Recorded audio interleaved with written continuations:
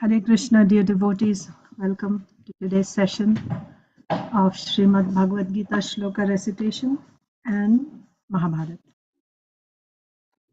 So today is Saturday.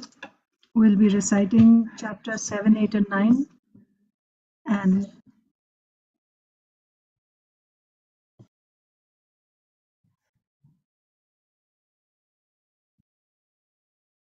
and tomorrow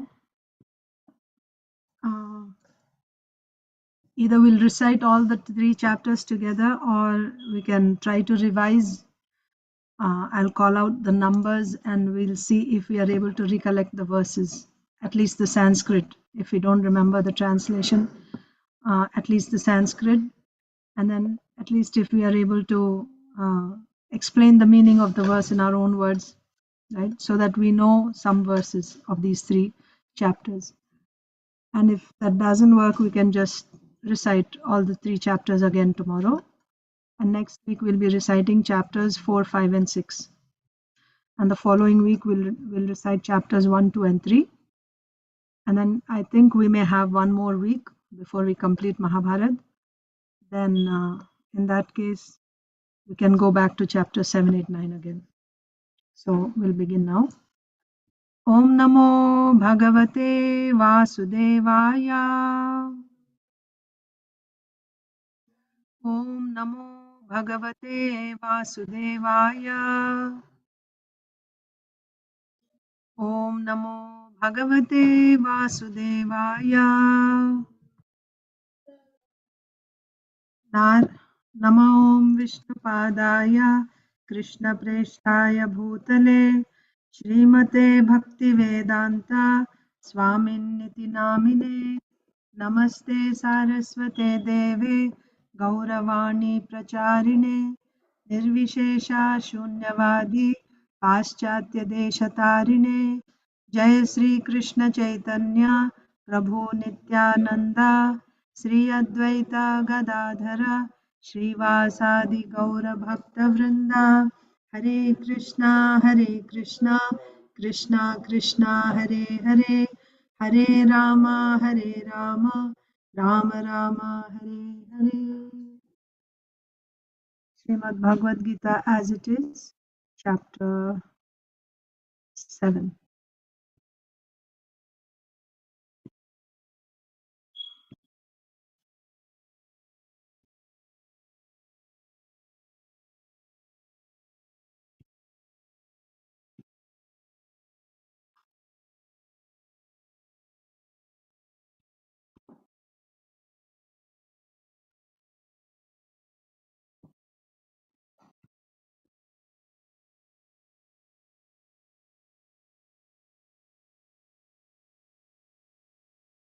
Okay, 7.1. Sri Bhagavanuvāca Maya Saktamanah Partha Yogam Yunjanmadashrayah Asamshayam Samagram Mam Yatha Gyasasi Tachrinu. The Supreme Personality of Godhead said, Now hear, O son of Pritha, how by practicing yoga in full consciousness of me, with mind attached to me, you can know me in full, free from doubt.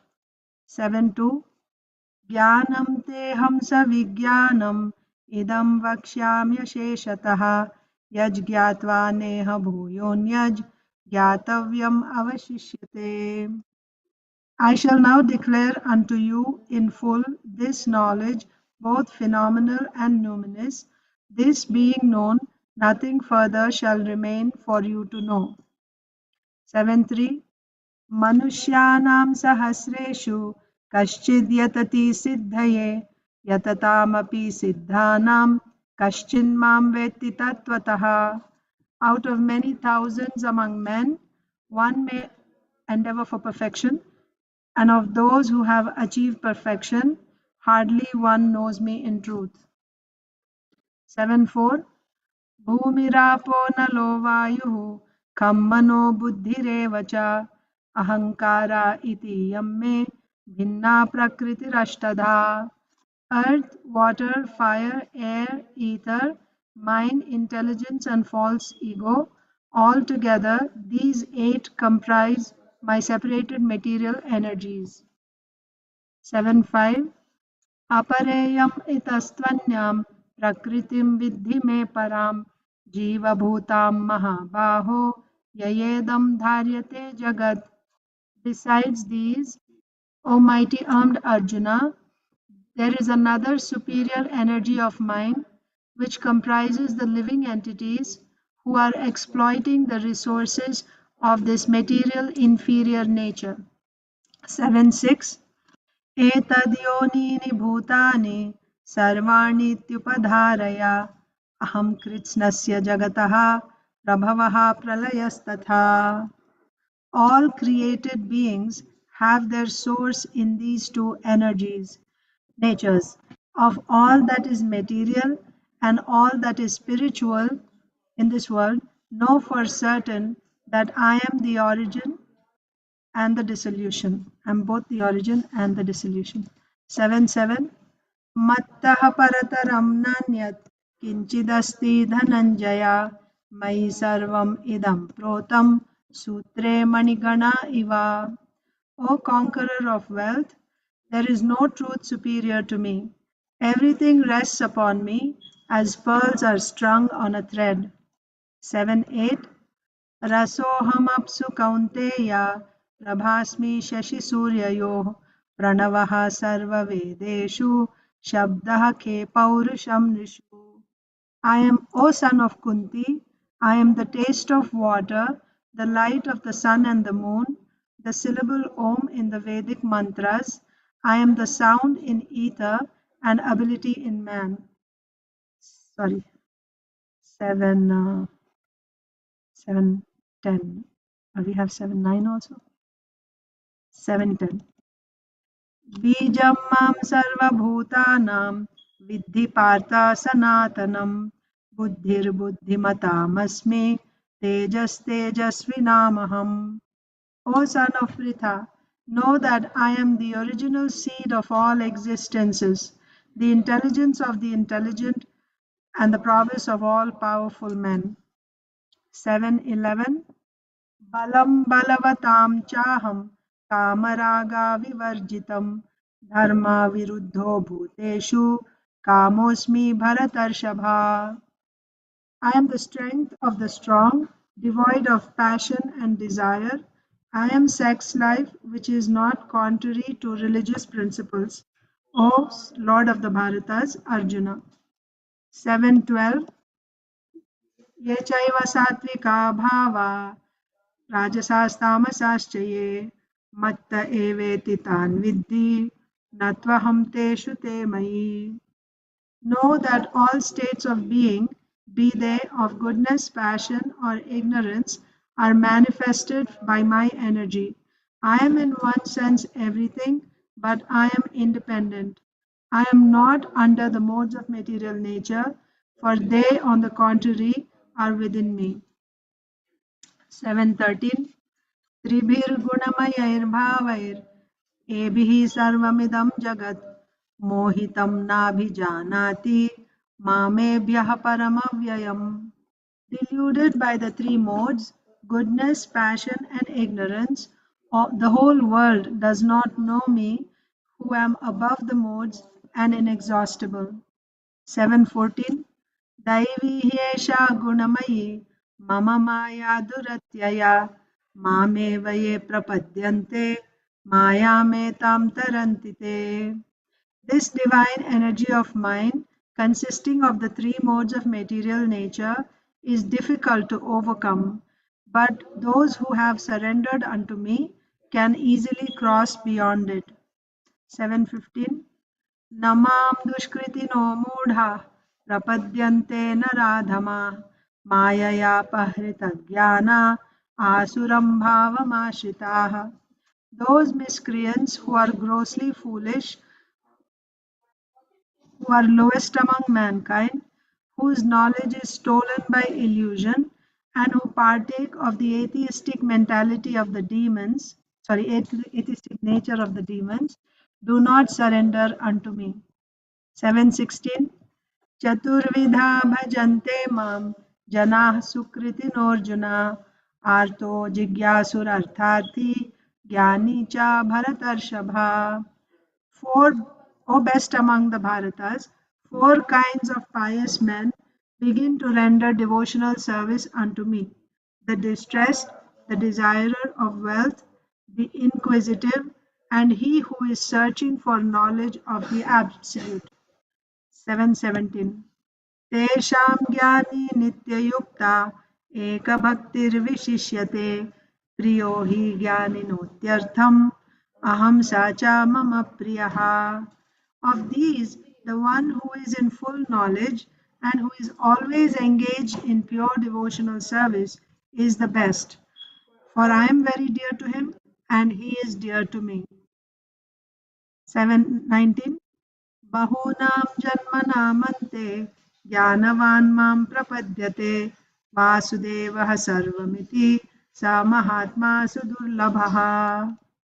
After many births and deaths, he who is actually in knowledge surrenders unto me, knowing me to be the cause of all causes and all that is. Such a great soul is very rare. 720. कामैस्तैस्तैर्हृतज्ञाना प्रपद्यन्तेऽन्यदेवताः तं तं नियमम् आस्थाय प्रकृत्या नियता स्वया. Those whose intelligence has been stolen by material desires surrender unto demigods and follow the particular rules and regulations of worship according to their own natures. 722. Sataya Shraddhaya Yuktas Tasyaradhanamihate Labhate cha tatah kaman mayaiva vihitan hitan. Endowed with such a faith, he endeavors to worship a particular demigod and obtains his desires. But in actuality, these benefits are bestowed by me alone. 723. अन्तवत्तु फलं तेषां तद्भवत्यल्पमेधसां देवान् देवयजो यान्ति मद्भक्ता यान्ति मामपि. Men of small intelligence worship the demigods and their fruits are limited and temporary. Those who worship the demigods go to the planets of the demigods, but my devotees ultimately reach my supreme planet. 724. अव्यक्तं व्यक्तिमापन्नं मन्यन्ते मामबुद्धयः परं भावम् अजानन्तो ममाव्ययं मनुत्तमम्. Unintelligent men who do not know me perfectly think that I, the Supreme Personality of Godhead, Krishna, was impersonal before and have now assumed this personality. Due to their small knowledge, they do not know my higher nature, which is imperishable and supreme. 725. नाहं प्रकाशः सर्वस्य योगमाया समावृतः मूढोऽयं नाभिजानाति लोको मामजमव्ययम्. I am never manifest to the foolish and unintelligent. For them I am covered by my internal potency, and therefore they do not know that I am unborn and infallible. 726. वेदाहं समतीतानि वर्तमानानि चार्जुना भविष्याणि च भूतानि मां तु वेद न कश्चन. O Arjuna, as the Supreme Personality of Godhead, I know everything that has happened in the past, all that is happening in the present, and all things that are yet to come. I also know all living entities, but me no one knows. 727. इच्छाद्वेषसमुत्थेन द्वन्द्वमोहेन Bharat सर्वभूतानि सम्मोहं सर्गे यान्ति परन्तप. O Scion of Bharata, O conqueror of the foe, all living entities are born into delusion, bewildered by dualities, arisen by desire and hate. 728. येषां त्वन्तगतं पापं जनानां पुण्यकर्मणां ते द्वन्द्वमोहनिर्मुक्ता bhajante mam dridhavrataha. Persons who have acted piously in previous lives and in this life and whose sinful actions are completely eradicated are freed from the dualities of delusion and they engage themselves in my service with determination. Chapter 8, 8.5. Antakale cha mameva smaran muktva kalevaram yah prayati samadbhavam yati nastyatra samshayaha. And whoever at the end of his life quits his body remembering me alone at once attains my nature. Of this there is no doubt. 8.6. Yam yam vapi smaran bhavam tyajatyante kalevaram tam tam niyamam tam tamevaiti kaunteya sada tadbhava bhavita. Whatever state of being one remembers when he quits his body, O son of Kunti, that state he will attain without fail. 8.7. तस्मात् सर्वेषु कालेषु माम् अनुस्मरयुध्य च मयि अर्पिता मनो बुद्धिर् मामे वैश्यस्य संशयः. Therefore, Arjuna, you should always think of me in the form of Krishna and at the same time carry out your prescribed duty of fighting. With your activities dedicated to me and your mind and intelligence fixed on me, you will attain me without doubt. 8.8. अभ्यासयोगयुक्तेन चेतसा नान्यगामिना परमं पुरुषं दिव्यं याति पार्थानुचिन्तयन्. He who meditates on me as the Supreme Personality of Godhead, his mind constantly engaged in remembering me, undeviated from the path, he, O Partha, is sure to reach me. 8.14. अनन्यचेताः सततं यो मां स्मरति नित्यशः तस्याहं सुलभः पार्थ नित्ययुक्तस्य योगिनः. For one who always remembers me without deviation, I am easy to obtain, O son of Pritha, because of his constant engagement in devotional service. 8.15. मामुपेत्या पुनर्जन्म दुःखालयम् अशाश्वतं नाप्नुवन्ति महात्मानः संसिद्धिं परमां गताः. After attaining me, the great souls who are yogis in devotion never return to this temporary world which is full of miseries because they have attained the highest perfection. 8.16. आब्रह्मभुवनाल्लोकाः पुनरावर्तिनोऽर्जुन मामुपेत्य तु कौन्तेय पुनर्जन्म न विद्यते. From the highest planet in the material world down to the lowest, all are places of misery wherein repeated birth and death take place. But one who attains to my abode, O son of Kunti, never takes birth again. 8.17. सहस्रयुगपर्यन्तम् अहर्यद्भ्रमणो विदुः रात्रिं युगसहस्रान्तां देहो रात्रविदो जनाः. By human calculation, 1,000 ages taken together form the duration of Brahma's one day, and such also is the duration of his night. 8.19.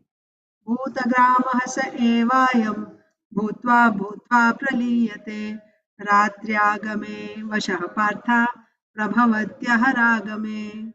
Again and again, when Brahma's day arrives, all living entities come into being, and with the arrival of Brahma's night, they are helplessly annihilated. 8.20. परस्तस्मात्तु भावोऽन्यो व्यक्तो व्यक्तात् सनातनः यः स सर्वेषु भूतेषु नश्यत्सु न विनश्यति. Yet there is another unmanifest nature which is eternal and is transcendental to this manifested and unmanifested matter.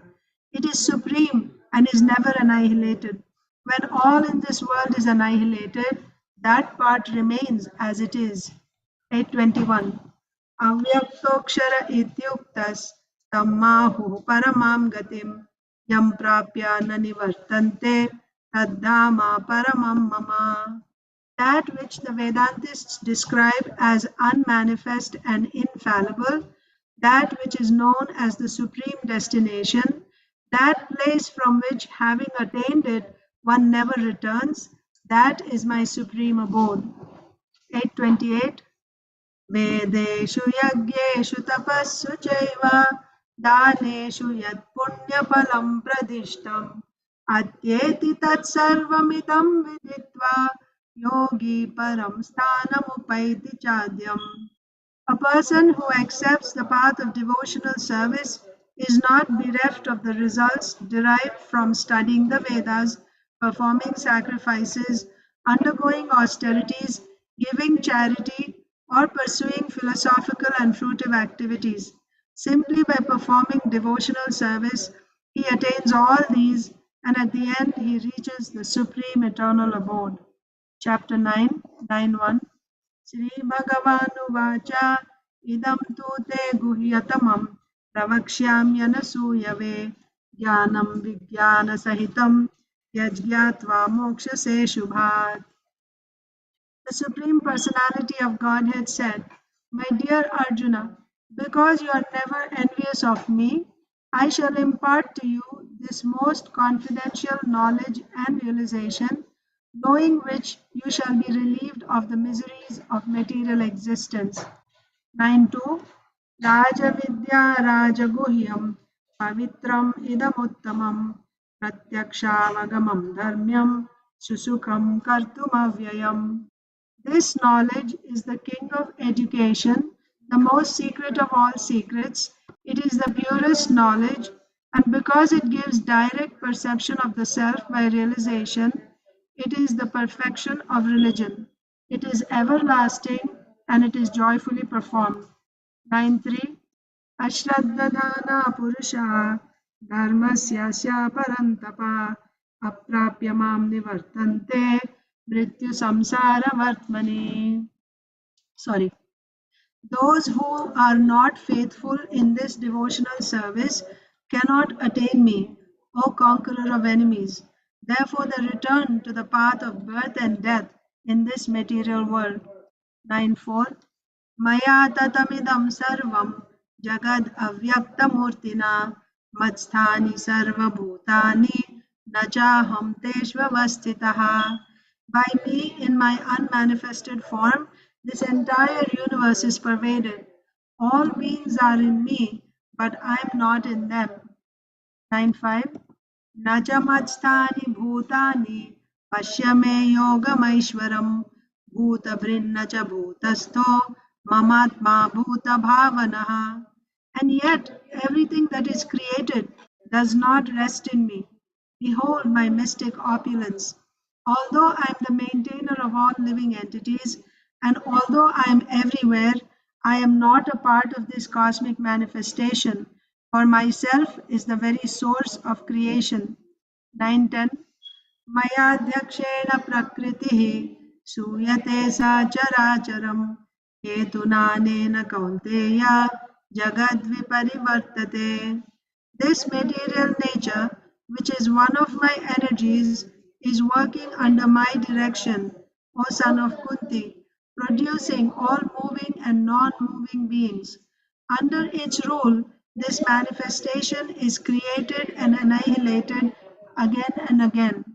9.11 अवजानन्ति मां मूढा मानुषीं तनुमाश्रितं परं भावं अजानन्तो मम भूता महेश्वरम्. Fools deride me when I descend in the human form. They do not know my transcendental nature as the Supreme Lord of all that be. 9.12 मोघाशामोघकर्माणो मोघज्ञानाविचेतसः राक्षसीमासुरीं चैव प्रकृतिं मोहिनीं श्रिताः. Those who are thus bewildered are attracted by demonic and atheistic views. In that deluded condition, their hopes for liberation, their fruitive activities, and their culture of knowledge are all defeated. 1 second.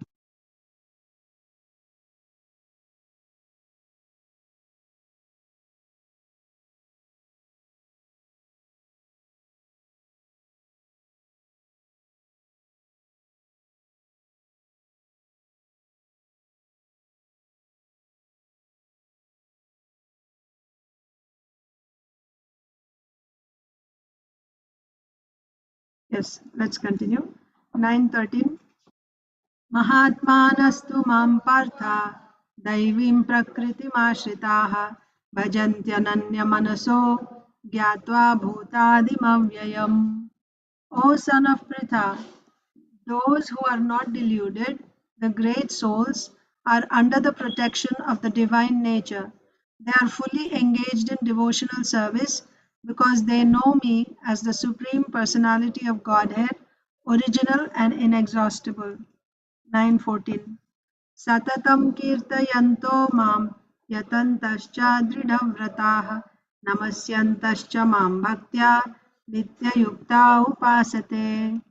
Always chanting my glories, endeavoring with great determination, bowing down before me, these great souls perpetually worship me with devotion. 9:17. पिताहमस्य जगतो माता धाता पितामहः वेद्यं पवित्रमोङ्कार ऋक्सामा यजुरेव च. I am the father of this universe, the mother, the support, and the grandsire. I am the object of knowledge, the purifier, and the syllable Om. I am also the Rig, the Sama, and the Yajur Vedas. 9:21. ते तं भुक्त्वा स्वर्गलोकं विशालं क्षीणे पुण्ये मर्त्यलोकं विशन्ति एवं त्रयी धर्ममनुप्रपन्ना गतागतं कामकामा लभन्ते. When they have thus enjoyed vast heavenly sense pleasure and the results of their pious activities are exhausted, they return to this mortal planet again. Thus, those who seek sense enjoyment by adhering to the principles of the three Vedas achieve only repeated birth and death. 9:22. Ananyas mam ye jana paryupasate तेषां नित्याभियुक्तानां योगक्षेमं वहाम्यहम्. But those who worship me with exclusive devotion, meditating on my transcendental form, to them I carry what they lack and I preserve what they have. 9:23. येऽप्यन्यदेवता भक्ता यजन्ते श्रद्धयान्विताः तेऽपि मामेव कौन्तेय यजन्त्यविधिपूर्वकम्. Those who are devotees of other gods and who worship them with faith actually worship only me, O son of Kunti, but they do so in a wrong way. 9:24. Aham hi sarva yajnanam bhokta cha prabhurev cha natu mam abhijananti tatvena tascha vantite. I am the only enjoyer and master of all sacrifices. Therefore, those who do not recognize my true transcendental nature fall down. 9:25. Yanti deva vrata devan pitrin yanti pitrivrataha bhutani yanti bhuteja yanti madhyajinopi mam. Those who worship the demigods will take birth among the demigods. Those who worship the ancestors go to the ancestors. Those who worship ghosts and spirits will take birth among such beings. And those who worship me will live with me. 9:26. Patram pushpam phalam toyam yo me bhaktya prayachati tad aham bhaktyupahritam ashnami prayatatmanaha. If one offers me with love and devotion a leaf, a flower, a fruit, or water, I will accept it. 9:27. Yat karoshi yad ashnasi yad juhoshi dadasi yat tapasyasi kaunteya tat kurushva madarpanam. Whatever you do, whatever you eat, whatever you offer or give away, and whatever austerities you perform, do that, O son of Kunti, as an offering to me. 9:29. Samoham sarva bhuteshu न मे द्वेष्योऽस्ति न प्रियः ये भजन्ति tu mam bhaktya मयि te teshu chapyaham. I envy no one, nor am I partial to anyone. I am equal to all. But whoever renders service unto me in devotion is a friend, is in me, and I am also a friend to him. 9:30. Api chet suduracharo Bhajate mamananya bhag sadhureva samantavyah samyak vyavasito hi saha. Even if one commits the most abominable action, if he is engaged in devotional service, he is to be considered saintly because he is properly situated in his determination. 931. Kshipram bhavati dharmatma shashvat shantim nigacchati kaunteya pratijanihi name bhakta pranashyati. He quickly becomes righteous and attains lasting peace. O son of Kunti, declare it boldly that my devotee never perishes. 932. Mam hi partha vyapashritya yepi syuhu papayonayah Striyo Vaishyas Tatha Shudras Tepi Yanti Param Gatim.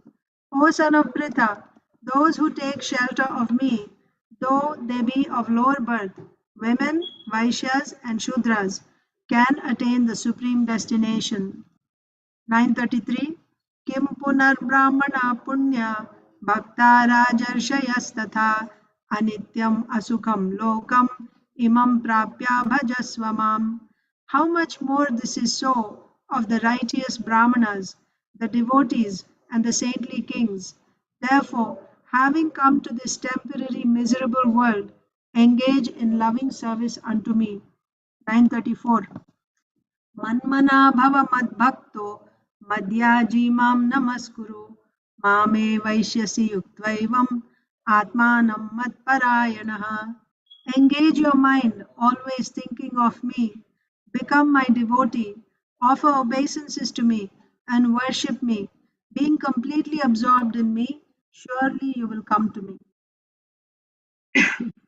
Let's read Mahabharata now.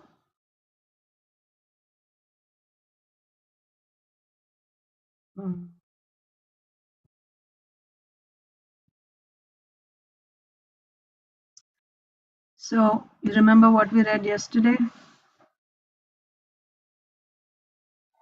Anything? Maya Sabha was being constructed. Yes, Sapriya.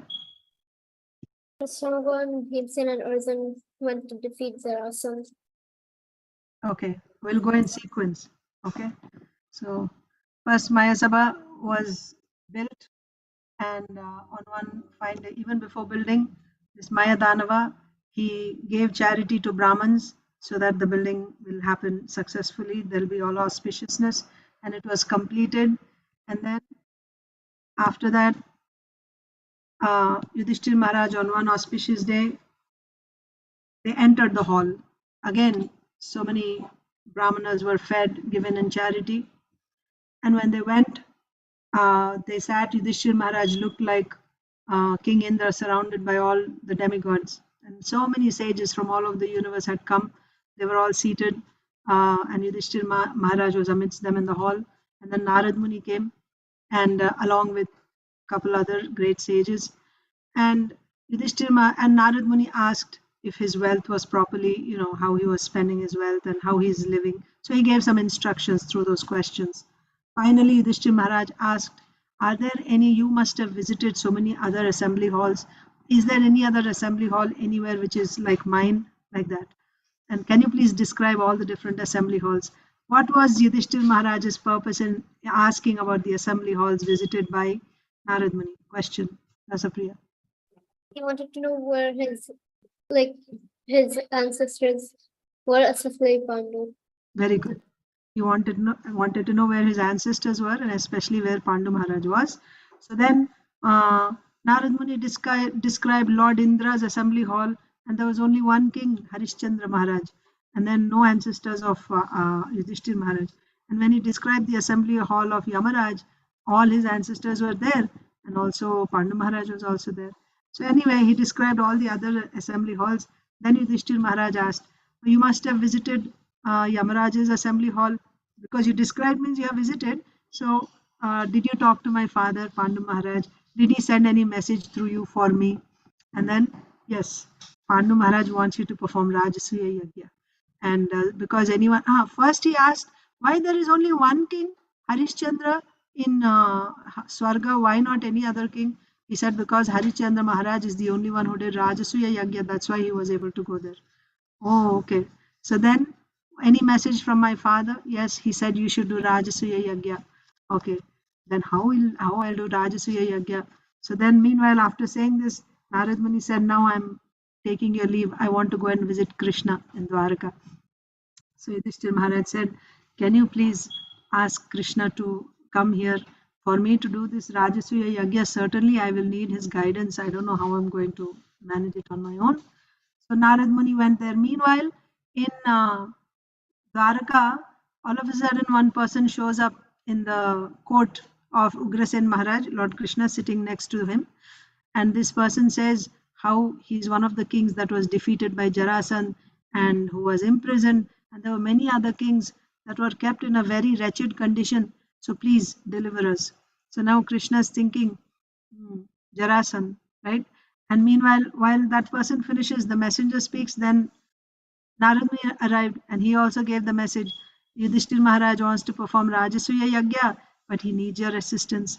So Krishna looks at Uddhava and Uddhava says, if you go to Indraprastha, you can achieve both the tasks.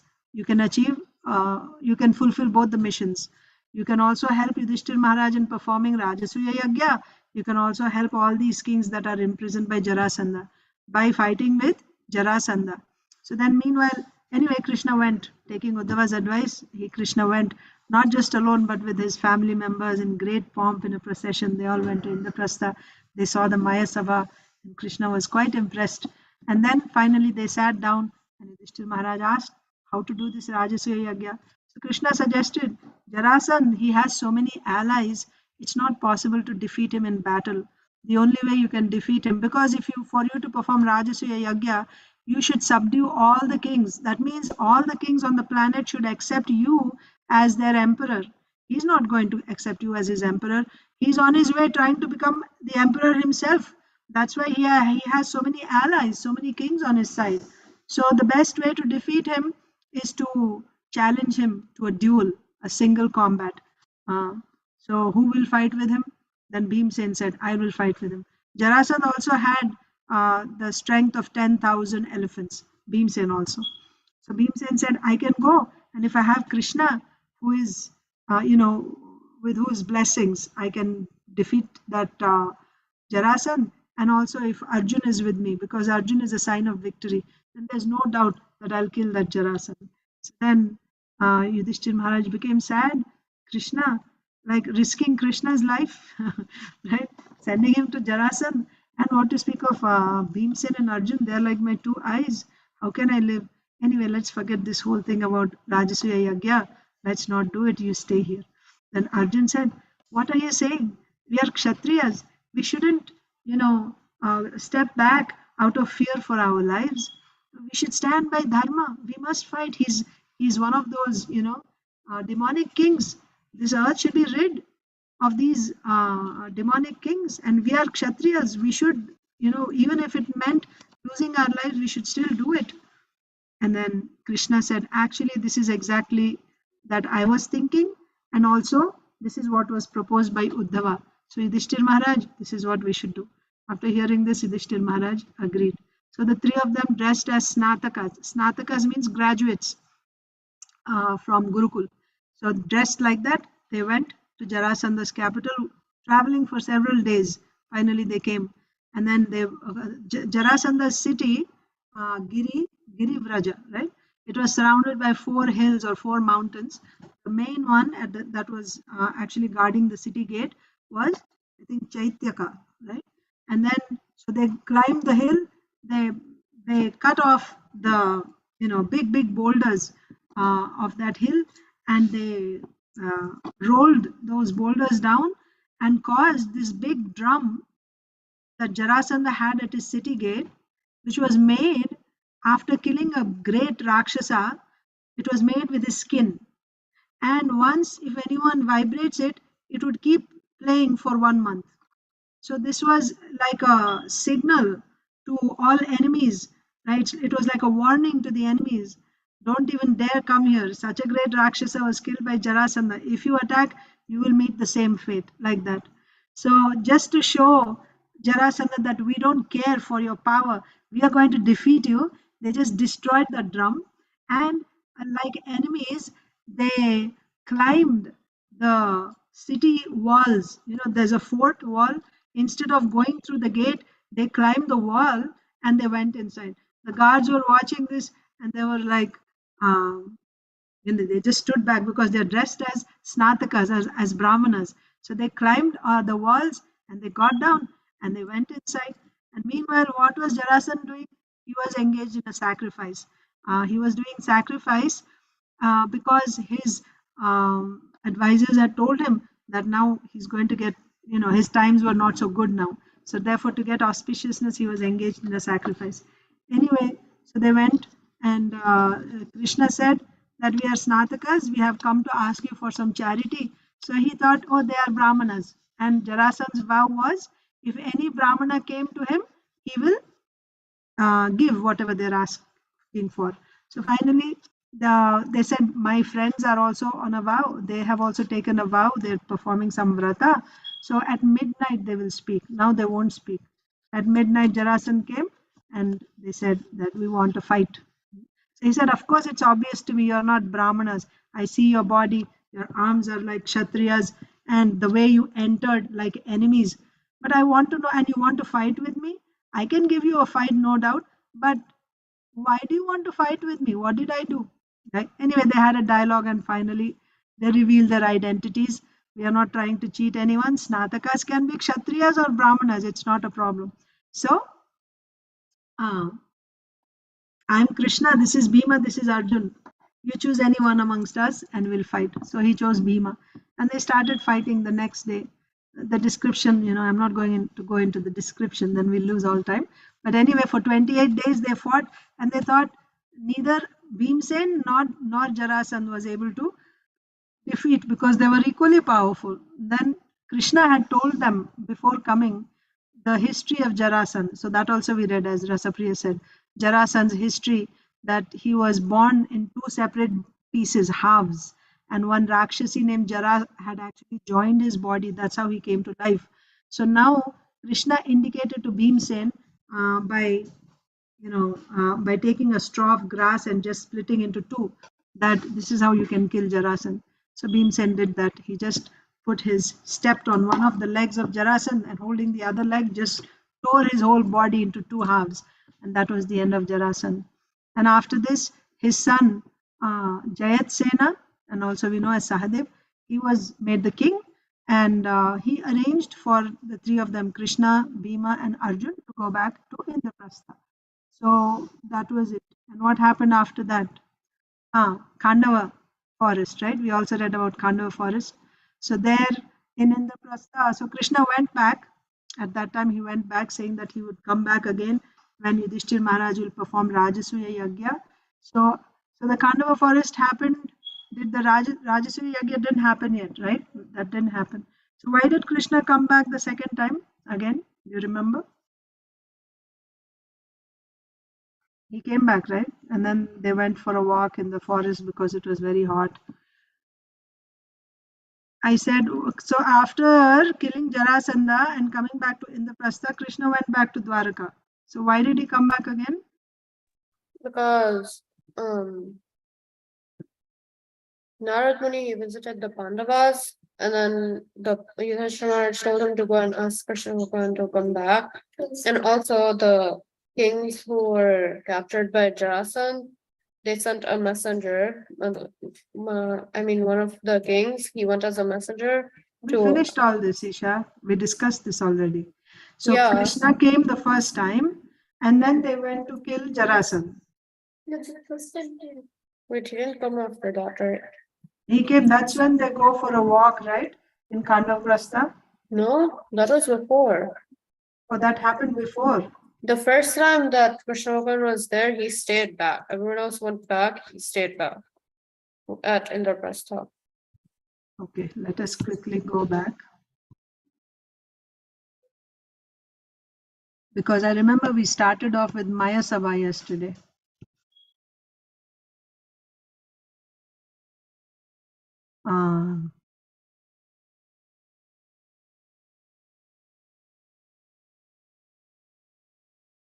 Arjun's pilgrimage, the celestial hall, right? We started with the celestial hall. So then, while we were reading about this, Narad Muni came and he said, he asked Krishna, so that whole thing. He came and then he went to Dwaraka, and then Krishna came to Indraprastha because Yudhishthir Maharaj called, and then Krishna went to kill Jarasandha, right, Isha? And then after killing Jarasandha, Jarasandha's son arranged for them to come back to Indraprastha. All three of them came. And then Krishna went to Dwaraka from there, right? I think. I remember. Okay.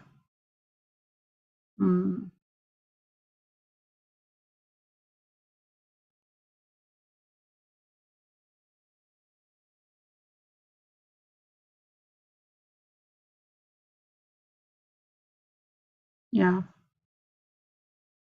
Let's see. So then next chapter is Jarasandha. Yeah, this is what we read. That Krishna had fought and defeated Jarasandha many times. Okay.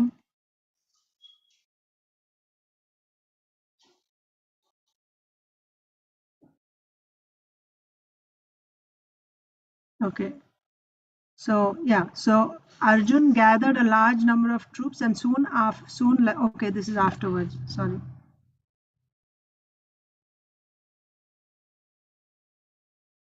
Krishna accepted their worship and arranged for them to be given food. No, oh yeah. Yeah. See, Jayatsena also agreed to accept Yudhishthir Maharaj's authority, and after being properly installed by Krishna as the king of Magadha, he arranged transport back to Indraprastha for Krishna and the Pandavas. Upon their arrival, Krishna went to Yudhishthir and said, O best of kings, by good fortune Jarasandha has been killed and the imprisoned kings freed. Both Bhima and Arjuna are unharmed. Yudhishthir joyfully embraced his two younger brothers and Krishna. By your grace, dear Krishna, anything can be achieved, he said. Indeed, it is only by your power that anyone else can exhibit power. Then Krishna smiled and asked Yudhishthir permission. See? To depart. Yudhishthir then set a date to begin the Rājasūya, and Krishna agreed to return at that time for Rājasūya. But in between, we see this Khandava forest happened. So that's why I was wondering why Krishna came back again. Anyway, let's read, we'll find out. So first, however, the Pandavas would have to subjugate the other monarchs. So then Arjun goes to collect wealth, right? After Krishna had departed, Arjun said to Yudhishthir that allow me to go north. So similarly, the other brothers also went in different directions, right? Bhimsen went, Sahadev, Nakul, each one went in each direction to collect wealth so that they can perform the Rājasūya Yagya. And then something else happened. Yudhishthir was thrilled at the prospect of soon being able to perform the Rājasūya. So many things, and of course his interest was that Krishna will be honored in the Rājasūya Yagya, that Agra Puja will be offered to Krishna and the whole world will recognize that Krishna is the supreme, like that. Then what happened? Soon the king was consulting with Dhaumya and other exalted Brahmins in his kingdom as to the preparations for sacrifice, and Vyasadev arrived to further advise the king. So Vyasadev also came. So when did the Khandava forest happen then? That happened way before this. Oh, it was not yesterday. It was right after, no, it was day before yesterday. It was right after Subhadra. Oh, that's right. That's why Maya Sabha was formed after the Khandava forest, right? Okay. Okay.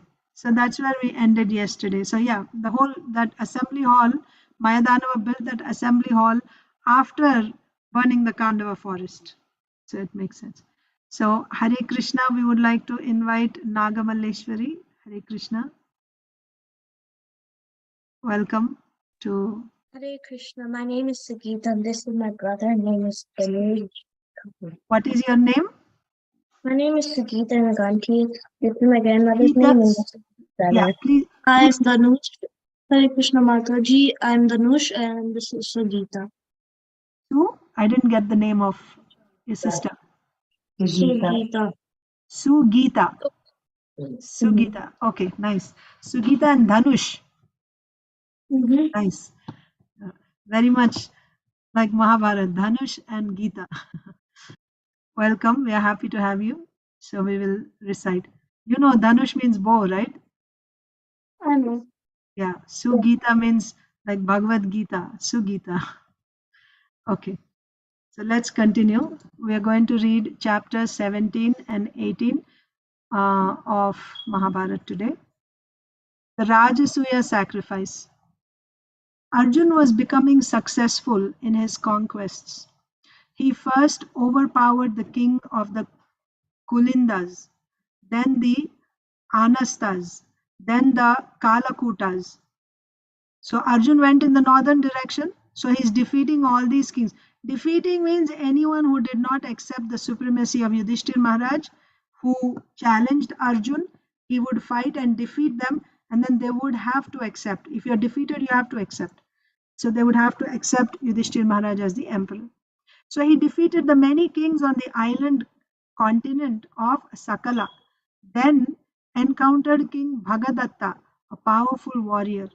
The battle with Bhagadatta lasted 8 days, but finally, when the king found himself overpowered, he agreed to accept Yudhishthir's rule.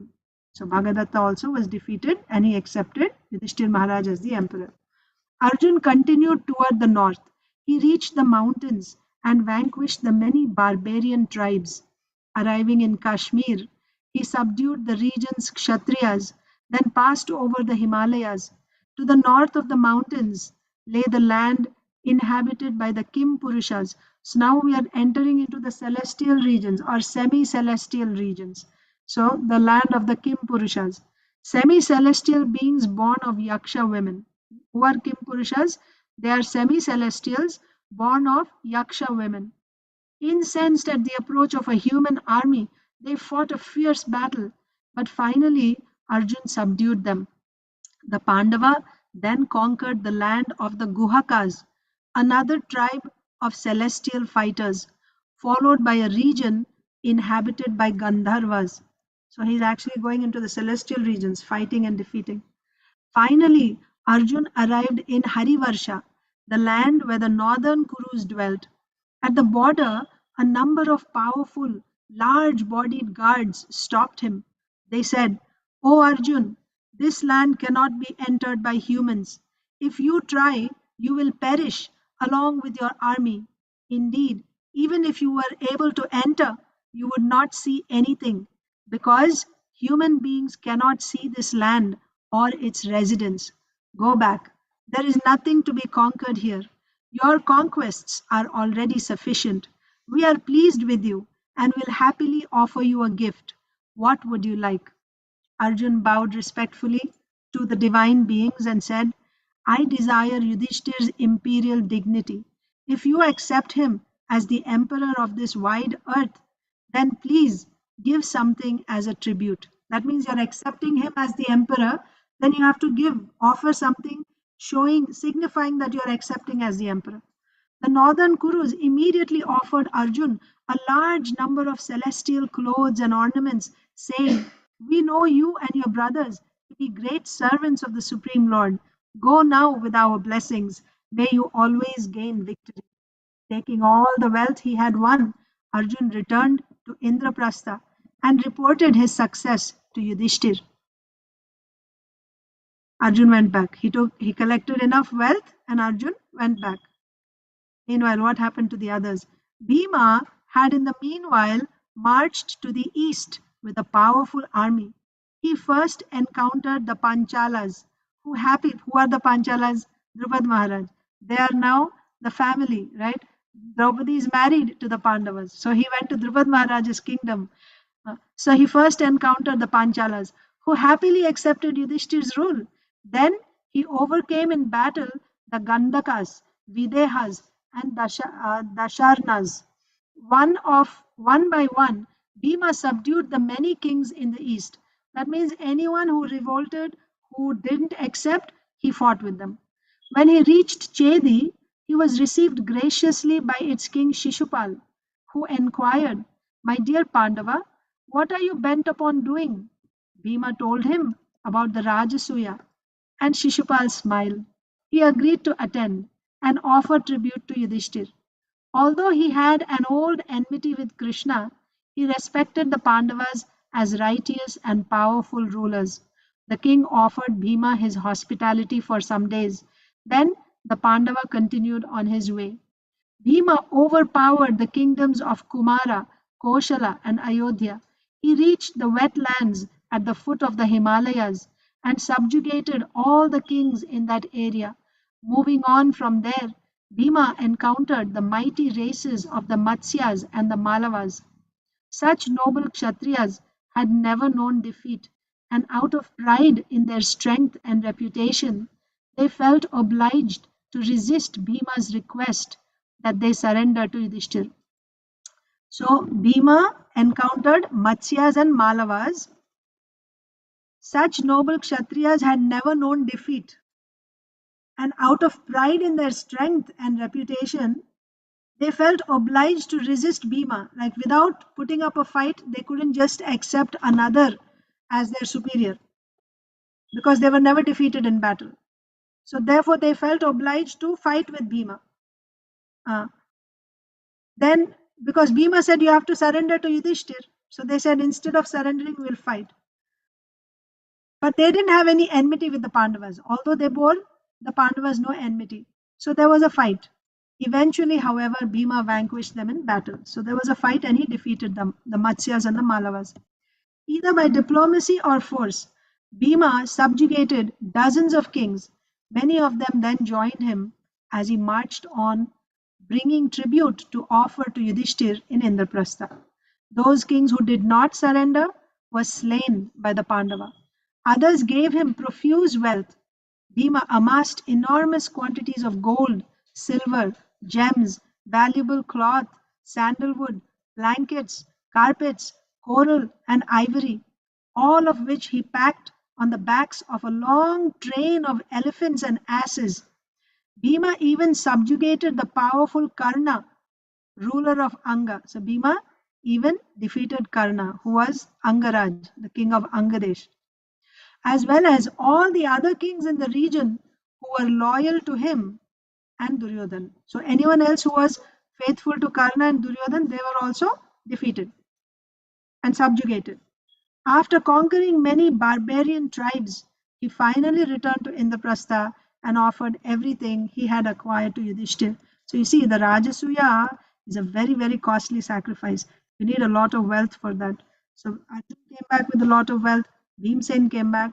Next, on his expeditions to the south, Sahadev had defeated many kings. Surasena, Adi Raja, Dantavakra. He reached Kunti Bhoja's kingdom, and his grandfather received him with great affection. Kunti Bhoja, remember, Kunti Bhoja is the father of Kunti. He had adopted Kunti. So therefore, Sahadev's grandfather, maternal grandfather. So when Sahadev reached Kunti Bhoja's kingdom, he received him with great affection. From there, he went on to conquer the kingdoms of Jambaka, Sheka, and Avanti. After crossing the Narmada river, he arrived at Bhojakota, where he fought a long battle with King Bhishmaka. Who is Bhishmaka? Who's King Bhishmaka? No. Rukminiji's father, Bhishmaka. Although Bhishmaka was favorable to the Pandavas and had been happy to see his daughter Rukmini become Krishna's principal queen, he wanted to test the Pandavas' power. After 2 days fighting, he admitted defeat at Sahadev's hands. Like his other brothers, Sahadev subdued numerous kingdoms by both diplomacy and force. When he came to Mahishmati, he encouraged King Nila, who was a friend of the fire god Agni. As Sahadev stood in battle against the king, it appeared as if he and his entire army were on fire. Flames sprang from the earth and surrounded them on all sides. Why? Because this king was a friend of Agni. So Agni is supporting. Thousands of soldiers and chariots were reduced to ashes. Sahadev saw even his own life threatened as the fire swept toward him. He could understand that Agni was assailing him. The Pandava quickly dismounted from his chariot and knelt in prayer to the fire god. O exalted one, you are the mouth of the gods, into which all oblations are placed. You sanctify everything. From you the Vedas have sprung, and you are sacrifice itself. O greatest of gods, please endow me with your energy. O bearer of all sacrificial offerings, do not place obstacles before Yudhishthir's sacrifice. As Sahadev prayed, the flames gradually died down. Agni then appeared in person before him and said, O descendant of Kuru, rise up. I was only trying you. That means I was just testing you. I understand your purposes and those of your brother Dharmaraj. I always protect this city, but I shall help you to accomplish your aims. Agni then went to King Nila and told him to receive Sahadev with honor and offer Yudhishthir tribute. The king explained how his beautiful daughter had won Agni's heart and now they were married. Thus, he protected the city. On his order, however, the king would gladly accept Yudhishthir's rule. Sahadev moved on to conquer various cannibal races, including one powerful tribe known as the Kalamukhas. They were a cross between Rakshasas and humans, like Bhimsen and Hidimbi, right? Human and Rakshasi, like that. So there was a whole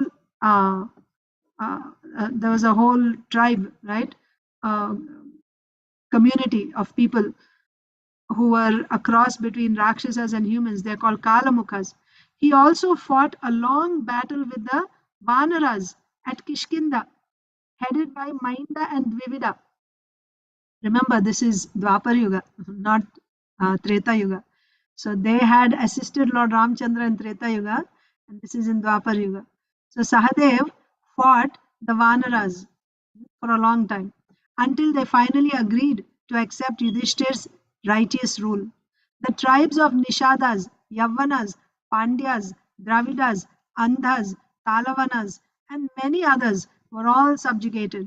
At last, he returned to Indraprastha with vast amounts of wealth. Who's this? Sahadev. In the west, Nakul conquered, so you can remember, Arjun went north, Bhimsen east, Sahadev south, and Nakul went west. In the west, Nakul conquered the hilly countries, followed by the deserts. Sorry, west is this way, right? North, east, south, and west. Anyway, so he reached, he conquered the hilly countries, followed by the deserts. Right, in the west you have Rajasthan, desert, Gujarat, Rajasthan, it's in the west. So Nakul conquered the hilly countries, followed by the deserts. The Mattamayurakas, Sivis, Trigartas, Amvashtas, and Karnatas were all subdued. Karnataka. He reached Madras, where his uncle Shalya received him affectionately and gave him great wealth for the sacrifice. Then he went on to conquer the Mlecha and Yavana tribes on the west coast. Having fully established Yudhishthir's supremacy in that direction, he too returned to Indraprastha. Yudhishthir joyfully received all his brothers back from their expeditions. None now stood in opposition to his authority. His treasury was also so full that it could not be emptied even in 100 years. So much wealth came, right? Even if they simply kept spending, it couldn't be emptied after spending for 100 years. So much treasure he got. It was almost time for the Rājasūya. Krishna, as promised, returned to Indraprastha, accompanied by his wives and relatives. The great Yadu and Vrishni army also arrived with him. And as they entered the city, they filled it with the rattle of chariot wheels and the blast of conch shells. The already inexhaustible ocean of gems the Pandavas possessed was filled to overflowing when Krishna presented his gifts. So now Krishna came and he brought so many gifts. Already the treasury was full, and when Krishna poured his gifts, it was simply overflowing. So much treasure. When Krishna and his relatives had all been properly received, Yudhishthir sat with him in his assembly hall and said, "O Krishna, it is for you alone that this vast earth has been brought under my sway. Indeed, only by your grace has this been possible. I wish now to devote all my wealth to the Brahmins and to Agni, the carrier of sacrificial offerings. Please grant me permission to perform the Rājasūya sacrifice." Krishna praised Yudhishthir's many virtues. "You deserve the imperial dignity without any doubt. Perform the sacrifice. If it is successful, I shall consider it my own success. I am always seeking your good and will do whatever I can to assist. I am always seeking your good and will do whatever I can to assist. Appoint me in some office and I shall obey your commands." Who's saying? Krishna is saying to Yudhishthir Maharaj, give me something to do. Give me some responsibility in this Rājasūya Yajna. Yudhishthir asked Vyasdev to take charge of the sacrifice. Thus Vyasdev himself became the chief priest. Then he appointed Yagyavalkya, Soshama, Paila, and Dhaumya rishis as his assistants. Together they constructed the 6 sacrificial altars in the vast compound marked out at a sacred place near the city. Yudhishthir had arranged for the construction of mansions to house the thousands of kings in attendance. Yes, when somebody comes, you need guest houses, right, to accommodate them. So they would build temporary residences for the visitors, all the kings, according to their status. You would have different quarters for the Kshatriyas, kings, and different for Vaishyas, for Brahmanas, like that. So Yudhishthir had arranged for the construction of mansions to house the thousands of kings in attendance, as well as quarters for the other classes of men. Innumerable Brahmanas were streaming into Indraprastha, and each was received with gifts of wealth and offered comfortable accommodation. When the party from Hastinapur, headed by Dhritarashtra and Bhishma, arrived, Yudhishthir personally received them with love. He bowed at his elders' feet and said, "All my wealth and my dominions are yours. Please command me as you desire." Bhishma, Drona, and Kripa lifted Yudhishthir from his obeisance and embraced him. They shed tears of happiness to see his opulence and success. From their first hearing that Yudhishthir was planning the sacrifice, they had been overjoyed. Even Dhritarashtra was happy, sending word of his approval to Yudhishthir. After all, the Pandavas were enhancing the glory of their dynasty, firmly establishing the Kurus' position as world emperors, a position which had been lost since Pandu's demise. Holding Yudhishthir by his shoulders, Bhishma said, "It is fortunate indeed that we see you today, ready to perform the great Rājasūya sacrifice. Surely this is by the Supreme Lord's grace. You are a fit person to acquire the imperial dignity. Please allow us to be your servants and give to us some post in the sacrifice."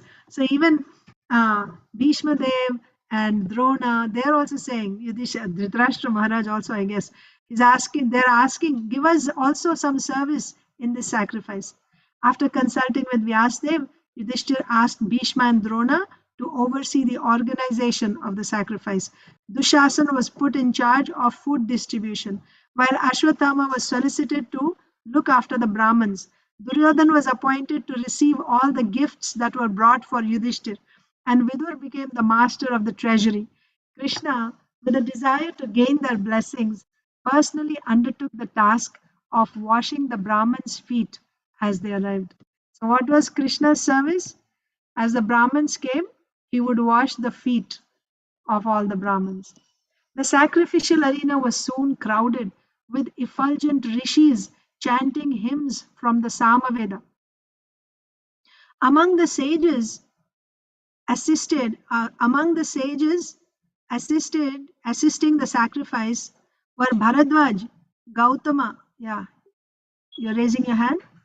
Yeah, so when I heard about Yeah, okay, so I heard about the Mahabharata and I got familiar that the Kauravas were the bad guys and the Pandavas were the good guys. How come right now they're helping? What turned them bad? Well, bad because they were envious of the Pandavas' wealth and their success.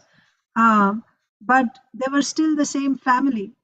So, when you have weddings in a family, you go and attend their weddings. It's like that. So their cousins were performing a sacrifice and they invited them, the family members. So they went to participate. And when you are there, when you are attending the wedding, they can give you some services, right? You take care of this department, like that. As a family, they are all doing. But very soon you will see what is going on in the hearts of the Kauravas. They feel jealous of the opulence, seeing the opulence of Yudhishthir Maharaj. But now, as a family, they are also working together. Okay. Okay. Yeah. So let's continue. So you can mute yourself. The sacrificial arena was soon crowded with effulgent rishis chanting hymns from the Samaveda. Among the sages assisting the sacrifice were Bharadwaj, Gautama, Asita, Vashishta, Vishwamitra, Parashuram, Kashyapa, and many others who had descended from the higher regions of the universe. The celestials, seated upon their shining chariots, came in person as the offerings of ghee were poured into the fires with utensils made entirely of gold. So celestials came on shining chariots. For what? To accept the offerings. Yes, the demigods, they accept the offerings. So they came on their celestial chariots. Before everyone's eyes, the gods headed by Brahma, Shiva, and Indra took their places in the arena. The gold platforms around the sacrificial arena, being crowded with celestials and rishis, looked as beautiful as the sky studded with innumerable stars. Yeah, the platforms looked like the sky studded with stars. Narada Rishi attended the sacrifice and he gazed in wonder at all the personalities. So just see who are all the personalities attending. Lord Brahma is attending, Lord Shiva. So through yajna, by chanting mantras, they invited these celestials. And right in front of all the audience, they could see all these demigods coming down in their chariots and taking their seats in the arena to participate in this Rājasūya yajna. So this Rājasūya yajna is not just for this earthly planet. This is a very big affair. Yes. So the whole universe, everyone, because we saw only one king, Raja Harishchandra, was there in Indra's court, assembly hall, because he had performed Rājasūya yajna. It's not something that, it's not a very common thing, because someone has to be so qualified to do this Rājasūya yajna. And when someone qualified like that does it, then it's quite an event that even all the demigods and all the great rishis, sages, they all come there. So Narad Rishi, yes, Dhanush. Okay, so where did the Rājasūya yajna take place? Indraprastha. So today is Delhi. Oh, okay. Yeah. So Narad Rishi attended the sacrifice and he gazed in wonder at all the personalities in attendance. Amid the thousands of kings, he saw Krishna shining like the brilliant sun.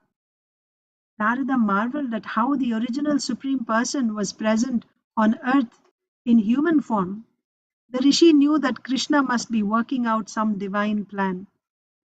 After many days, Yudhishthir was crowned as emperor. So this Rājasūya yajna is not like the yajna that we see, for a couple of hours you have the yajna and it is over. It went on for several days. And finally, after this, Yudhishthir was crowned as the emperor. Anyone who does the Rājasūya yajna, he is crowned as the emperor of the whole earth planet. So on the final day of the sacrifice, the Brahmins prepared the juice of the Soma plant to offer to the great personalities in attendance. First, they would be worshipped with due ritual, then invited to partake of the divine beverage. Okay, so this is the custom. In the end, the last day, they prepared this Soma juice and they would they would worship the person and then they would invite them to come and take the drink. Bhishma said to Yudhishthir, you should now select the most important person at this assembly and worship him with Argya, the guru, the priest, the relative, the snataka, the friend, and the king. These 6 all deserve this worship. Therefore, Worship all these kings and Brahmins, starting with he whom you consider foremost. So this is Agra Puja, right? So the best of all the people in the assembly should be worshipped first, and then everyone else will also be worshipped. Yudhishthir asked his counselors who they felt was fit to receive the worship. There was some uncertainty. Some suggested Brahma, while others Shiva, and some Vyasdev. Yudhishthir then asked Bhishma, O Kuru chief, who do you consider to be the best of all those present here today? Okay, so Yudhishthir Maharaj asked Bhishma Dev, who should receive the first worship, the Agra Puja? Bhishma replied, as the sun shines among all luminous objects, so Krishna shines among all kings. He is without doubt the most worthy of the first worship. Yudhishthir agreed fully, as did Sahadev, who on Bhishma's command stood up and announced to the assembly, Emperor Yudhishthir would like to offer the Agra Puja to Krishna.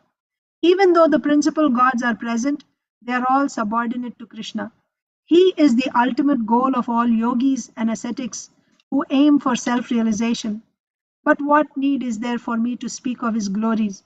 All you exalted personalities are well aware of Krishna's position. Indeed, Krishna is the super soul of all. Therefore, by satisfying him, we will satisfy all created beings. Sahadev continues to glorify Krishna for several more minutes. When he stopped speaking, the rishis, celestials, and assembled kings resoundingly approved. Seeing his decision confirmed by the Brahmins and gods, Yudhishthir began to worship Krishna with tears in his eyes. Showers of flowers fell from the sky as he offered him the Arghya and the Somaras. Everyone cheered and stood in respect as Krishna was worshipped. But a few monarchs had not agreed. Sisupala in particular was outraged, and he remained seated while the offering was made to Krishna. So everyone else stood up in respect as Krishna was being offered this worship, but Sisupala remained seated in his seat.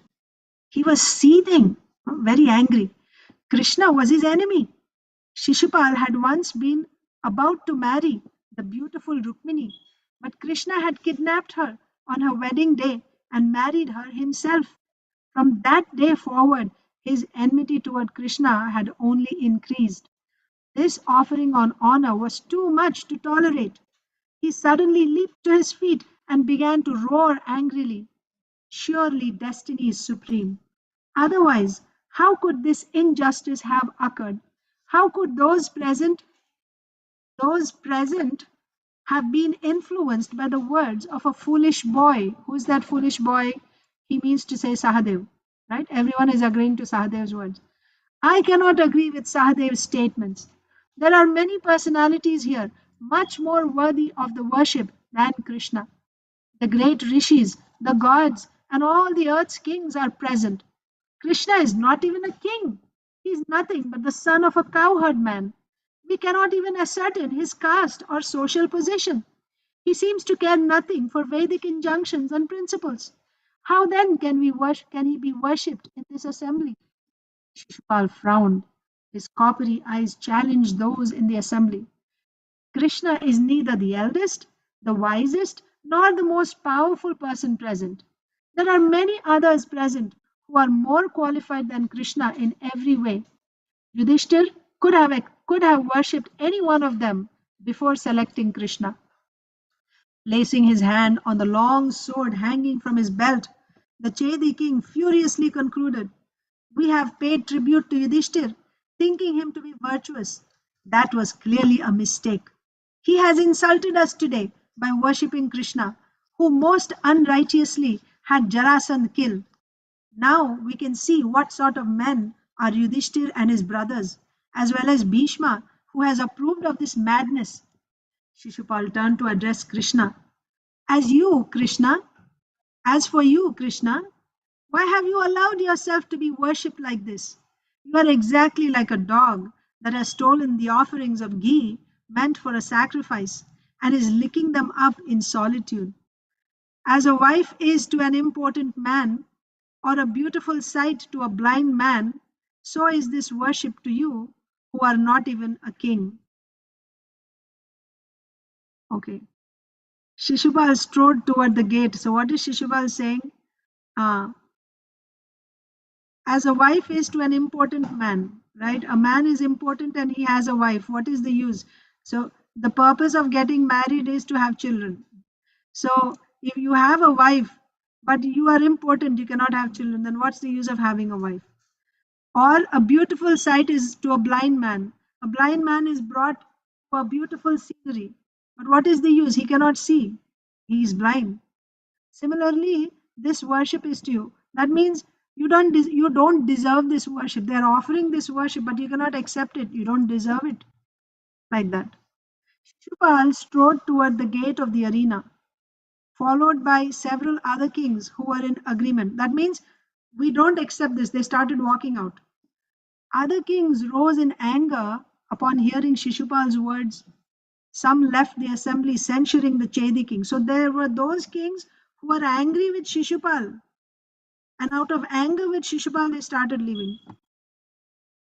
While others took up their swords and shields in order to fight with him. Bhishma at once stood up and justified the selection of Krishna. He spoke fearlessly, checking Shishupal as he walked away. He who does not approve of the worship of Krishna, who is the oldest person in the universe, deserves no respect at all. O King of Chedi, we do not worship Krishna out of material motivations. Many times I have heard from those very advanced in knowledge that Krishna is the supreme person, in whom the universe itself is established. Foolish men like you can never understand this. Bhishma gave numerous reasons why Krishna should be worshipped. He described the many wonderful feats Krishna had achieved. Even as a child, he had slain the many powerful demons Kamsa had sent to kill him. In the end, he had even killed Kamsa himself. Once Krishna had lifted a great hill with one hand and held it for a full week. Bhishma challenged any king to match Krishna's prowess in battle, or any wealthy man to display more riches. No one could show more knowledge or wisdom than Krishna.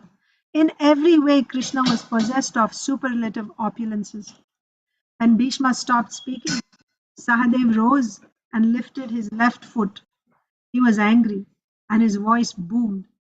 If there is any man here who feels Krishna should not be worshipped, let him step forward. I shall place my left foot on his head. Left, that means, yeah, not even my right foot, my left foot. Right? Left is less important than right. Who will give me a reply? As Sahadev spoke, the sky reverberated with voices crying, Excellent, well spoken, and showers of flowers fell on his head. Narada then spoke. Those men who will not worship Krishna should be considered dead, even though breathing. They should not even be gazed upon. Shishupal became even angrier. He turned toward his supporters and shouted, Here I am, ready to lead you. What needs to be considered? Let us stand in battle against the Yadus and the Pandavas. Many kings had been agitated by Shishupal's speech. They now gathered around the Chedi king. Weapons clashed as they were drawn, and armor clanked as it was dawn. Shishupal continued to stir his supporters. Let us act quickly so that this sacrifice may not be concluded successfully. Can you imagine? All the hard work, so many days of sacrifice. This is the conclusion, and they want to spoil the sacrifice now so that it won't be concluded successfully. Everyone should know that we did not agree to Krishna being worshipped. Yudhishthir's supporters also prepared themselves for battle.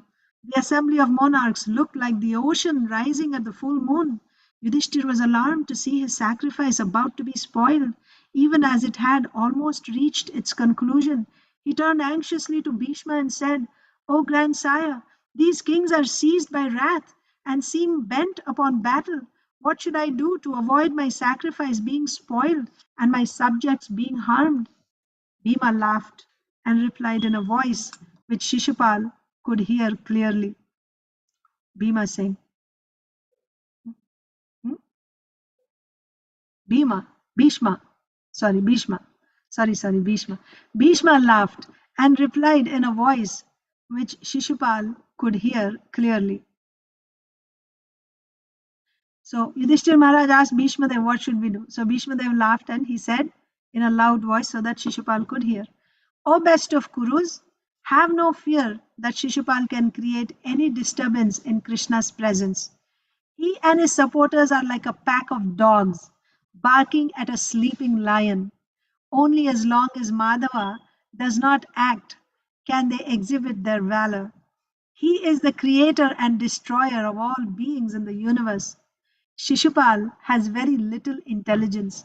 He will surely take all these kings with him to death's abode.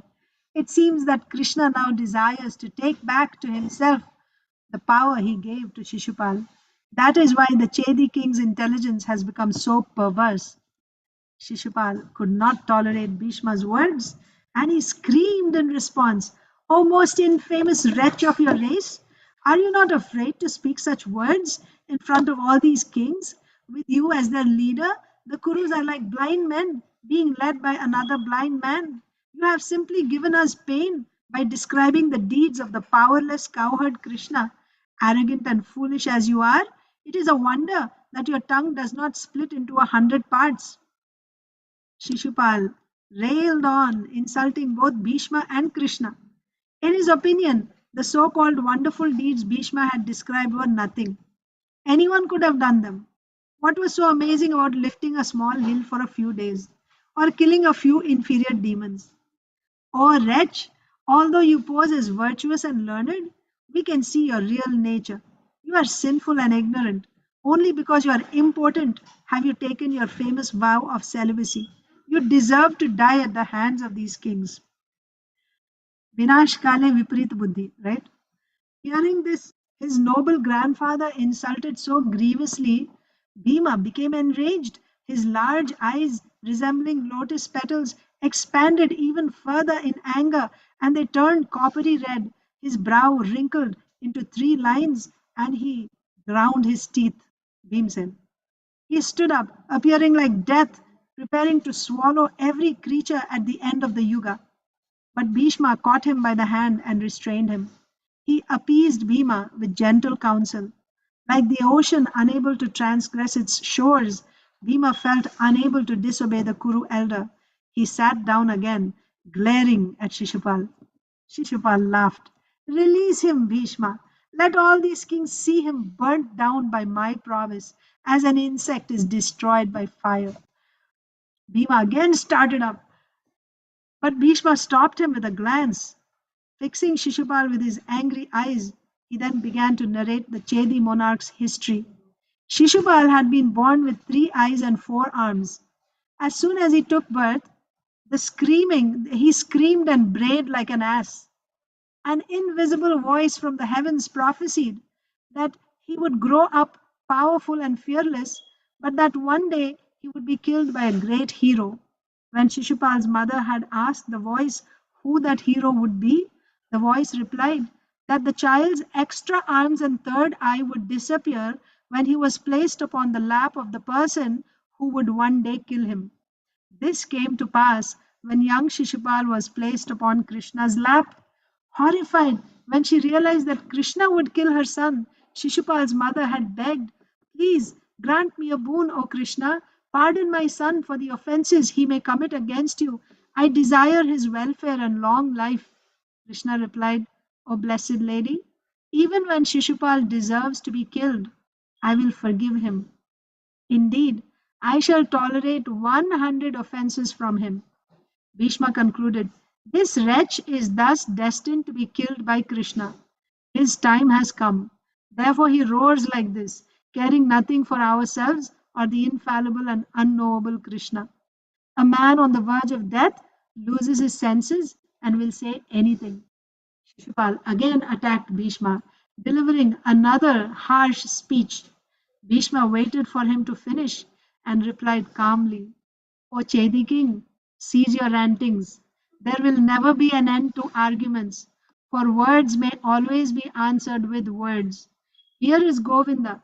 Let anyone who opposes him stand now before him in battle. Thus you will attain liberation, your soul entering his transcendental body. Sisupala roared like an enraged lion. Then Krishna spoke so that everyone could hear. This cruel-hearted man is my aunt's son. Yet he always wishes me and my relatives ill. Once, when I was away from Dwaraka, he came and set fire to my city.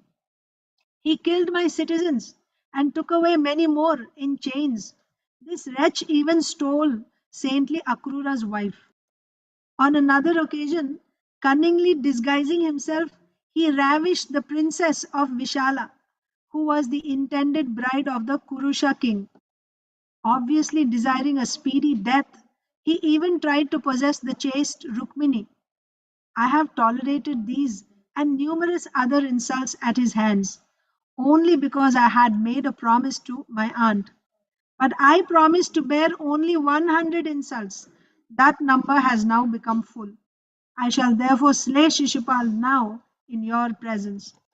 Having heard Krishna's words, the kings reproached Shishupal, but he merely laughed and said, "O Krishna, how do you speak of Rukmini, who was intended for me, but whom you stole by slyness and deceit? You cannot call yourself a man. Do whatever you will, whether you are angry or friendly. What harm can you do to me?" As Shishupal spoke, Krishna thought of his discus weapon, the Sudarshan Chakra. It immediately appeared in his hand, and Krishna raised it above his head. Releasing the chakra, he said, "I have kept my promise to my aunt. Shishupal's offenses have now exceeded the number specified, and now I will kill him." The chakra left Krishna's hand and streaked toward Shishupal, even as he continued his tirade. The king tried desperately to draw his sword and fend off the chakra, but the powerful disc weapon was too swift. It caught him on the neck and immediately severed his head from his body. The mighty king fell like a cliff struck by a thunderbolt. As he dropped to the ground, a fearful effulgence was seen to leave his body and enter into Krishna. Rain fell from a cloudless, thundering sky, and the earth trembled. No one spoke. Shishupal's supporters were angry but dared say nothing. The rishis, however, were pleased by Krishna's act and praised him for it. Gradually, the assembly became peaceful again. Yudhishthir ordered his brothers to perform Shishupal's funeral ceremony without delay. He then installed Shishupal's son as king of Chedi, and the last ceremonies were performed to complete the Rājasūya. Along with Draupadi, Yudhishthir took the final ritualistic bath in the sacred Yamuna, and the sacrifice was over. After some days, the kings departed for their own kingdoms. The Pandavas accompanied them to the outskirts of Indraprastha, then bid them farewell. Yudhishthir begged Krishna to stay longer, however, and he consented, although he sent his party back to Dwaraka, while he and his queens remained behind. During his stay in Indraprastha, Krishna was personally served by Draupadi, and he developed much affection for the Pandava queen. One day, when she had served him some fruits, he began paring them with a knife. Suddenly, the knife slipped and he nicked his finger. Blood flowed from the cut, and seeing this, Draupadi immediately tore a piece from her fine sari and handed it to Krishna to bandage his finger. Taking the cloth, Krishna smiled and said, "O gentle lady, I will surely repay this gift of your sari." Draupadi looked down modestly and thanked Krishna, who wrapped his finger with the strip of silk. He then stood up and left the room. I think we can stop here today because this was a big chapter. Usually we read two chapters, and we completed by around 11:45, like that. So we'll just end it here. So this Mahabharat reading, we are doing it as a summer project. So every day between 10 and 12, we recite Bhagavad Gita shlokas, memorization shlokas of Bhagavad Gita, chapters 1 to 9. So we've been reciting 7, 8, and 9 chapters for the last 1 week. Tomorrow also we'll do. And next week we will be reciting 4, 5, and 6. Every day we'll recite the same shlokas so that you'll become familiar with those verses. And after that, the following week we will do 1, 2, and 3, and like this. So after we complete Mahabharat, then this session, so this is just a special class we are doing for the summer break. So after we finish reading Mahabharat, this course will be over. But every morning and every evening, it's an ongoing session. Every morning we do Srimad Bhagavatam, and it's a package actually. We read Bhagavad Gita Shloka, we read Srimad Bhagavatam, Srila Prabhupada's Leelamrita, like that. So that is at 6:30 in the morning. So if you are interested in joining for that, you can just send a message to Isha and you can join. So does anyone have any questions or anything from today's class? No. So we will end here. Hare Krishna. So I'll see you tomorrow again. Hare Krishna. Hare Krishna. Sugita and Hare Dhanush. Krishna. Hare Krishna.